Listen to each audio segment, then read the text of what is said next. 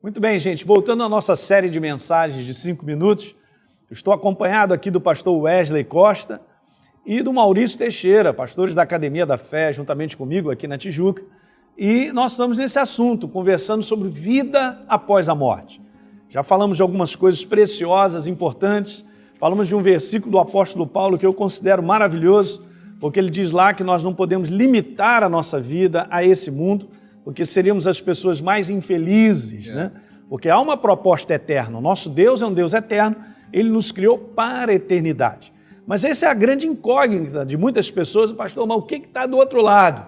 Né? Para onde eu vou? O que vai acontecer? Então agora nós vamos começar a ler essa passagem, e depois eu gostaria que de repente em casa, você não tem tempo, está aí no teu trabalho, de repente indo para o trabalho, assistindo esses vídeos, mas você lesse com carinho, porque esses comentários que nós vamos fazer, eles são simplesmente conclusões que estão escritas.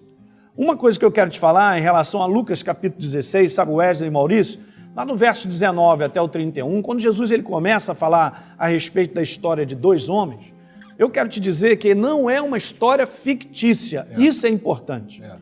Porque algumas pessoas podem dizer, pastor, mas Jesus está usando uma parábola, ele está falando uma parábola e tal. Não, não é uma parábola. Parábola é uma ilustração que você usa, e Jesus usava demais, para trazer um princípio do reino de Deus, né? Uma proposta de Deus, mas Jesus usava demais isso, ele ilustrava o reino dos céus, é como um tesouro escondido, e que o homem vende tudo que tem e vai e se estabelece e tal. Mas essa, especificamente, não é uma parábola. E Jesus conta a história de dois homens, tanto é, Wesley, que ele dá um nome próprio a um deles. Exatamente, é o que eu iria comentar então, agora. Então, isso é um conteúdo importante. Isso. Jesus, então, gente, não está contando, isso é importante se dizer, ele não está contando uma história fictícia.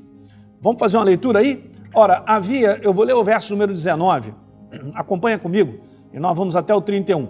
Ora, havia certo homem rico que se vestia de púrpura e de linho finíssimo, que todos os dias se regalava esplendidamente, né? Ele vivia naquele prazer, naquele conforto, tudo legal. No verso 20, havia também certo mendigo chamado Lázaro, coberto de chagas, que jazia à porta daquele, e desejava se alimentar das migalhas que caíam da mesa do rico. E até está descrito que os cães vinham lamber-lhes as suas úlceras, né? Olha a condição de um e de outro. Muito bem. No verso 22, agora Jesus começa a falar aquilo que é depois. Aconteceu morrer o mendigo, e veja, e ser levado pelos anjos para o seio de Abraão. Só para você entender, a palavra seio de Abraão é um lugar de conforto, para qual os justos eles iam após a morte. Paraíso, um local de conforto. Essa era uma expressão muito usada naquela época, muito legal. E aí veja, olha só que interessante. E aí morreu também o rico e ele foi sepultado. Agora Jesus vai começar a contar a história após a morte, né? Eles morreram, agora vamos ver. Muito bem, a gente já viu que Lázaro, ele foi para esse lugar de conforto.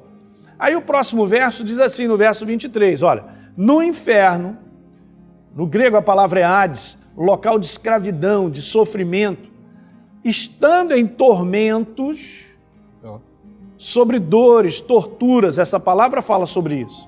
Levantou os olhos, veja bem, gente, levantou os olhos, o rico, e viu ao longe a Abraão e a Lázaro no seu seio, no seu conforto.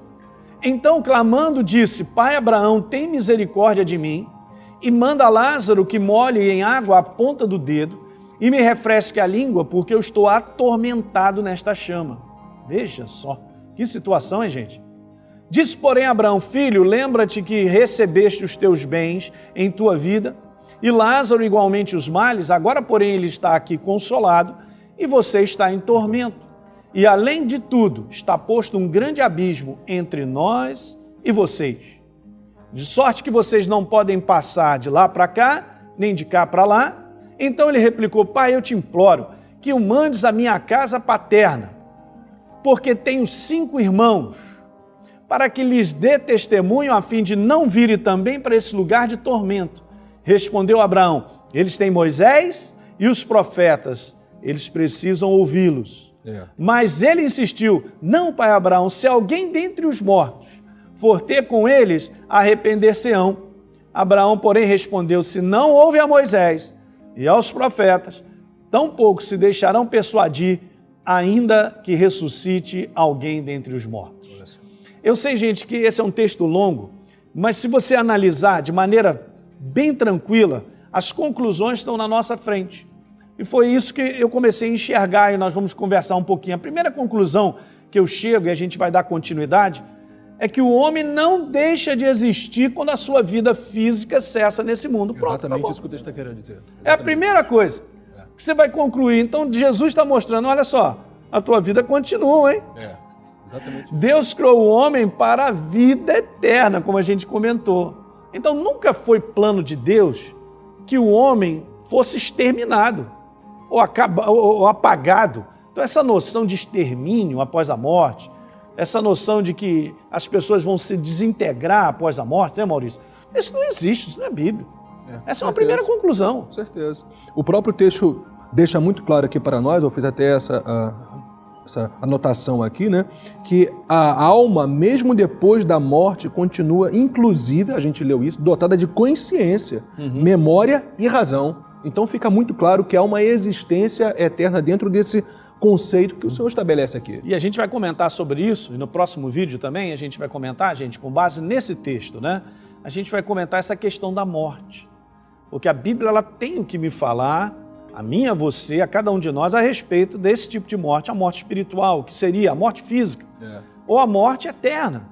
Né? E a gente vai dar uma palavrinha sobre isso para dar continuidade a essa primeira conclusão. Então, a primeira conclusão é essa: o homem não cessa de existir após a morte física. Ok, gente? Olha aí, dá uma curtida aí no nosso programa, por favor. Se você não se inscreveu ainda, se inscreva no nosso canal e deixe um comentário, porque isso é importante para todos nós. Um abraço.